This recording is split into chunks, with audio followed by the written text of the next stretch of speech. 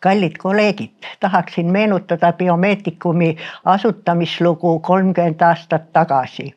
Olin valitud just hügieenikateedri juhatajaks ja ülikoolis rakendusid uuest õppeaastast uued omad programmid ja need programmid nägid ette hügieeni asemel rahvatervishoiu õpetamist. Samal ajal Maailmapanga rahastatud projektis oli ette nähtud ka rahvatervishoiu arendamise eripunkt kohe. Ja meie ei teadnud siis rahvatervishoiust nagu suurt midagi, sest need alajaotused, mis seal olid meile praktiliselt tundmatud. Ja tuli alustada nullist. Olukorra tegi eriti raskeks see, et rakendus ka ülikoolis 65 aasta ülempiir töötamiseks ja see tegi hügieenikateedri puhtaks. Jäi tööle ainult mina juhatajana ja 2 õppejõudu, kes olid eelmine aasta tööle tulnud. Olukorra lahendasid noored tohtrid, kes tulid tervishoiust, Kersti Pärna ja Katrin Lang.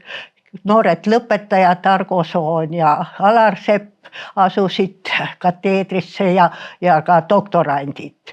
Hiljem me saime juurde 2 ühisprofessorit, Mati Rahu ja Hubert Kahni ja siis hiljem veel tulid juba Kiivet ja Harro ja Meiesaar ja teised. Nii et meile oli kõik see uus ja tundmatu. Nüüd, kui Maailmapanga missioon tuli instituudiga tutvuma, siis võttis neid juba vastu noor, eluvõimeline, rõõmus kollektiiv. Ja me olime siis Vanemuise tänaval väga kitsastes tingimustes. Meil oli kasutada üldse 2 praktikumi seminariruumi ja 2 suurt ruumi personalile. Teadusapparatuuri meil ei olnud, sest seda polnud kuhugi panna ja tööd, mis me tegime, pidime tegema mujal.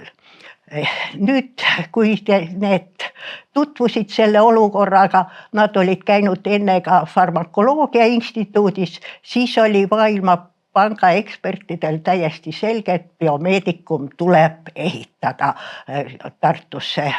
Ja see oli üldse esimene projekt Maailmapangal, kus ta rahastas ehitamisse, see tähendab betooni. Ja nii läks siis Biomeedicumi ehitus lahti. Meie saime Biomeedicumis 4. korrusele kogu tiiva. Teised instituudid pidid jagama tiiva 2 vahel. Ja saime ka kõik ruumid moodsa sisustusega, teadusapparatuuriga, nii et enam-vähem kõik, mida me tahtsime saada. Ja kui 1. septembril 1999 õppetöö lahti läks, siis mul oli au lugeda suures auditooriumis esimene loeng ja teemaks oli sissejuhatus rahvatervishoidu. Ja kui 2003. aastal ma olin sunnitud emeriteeruma, siis tolleaegne ülikooli rektor Jaak Aaviksoo oma tänukõnes ütles, et tänu professor Allikmetsale ja professor Saavale saime me Biomeedicumi.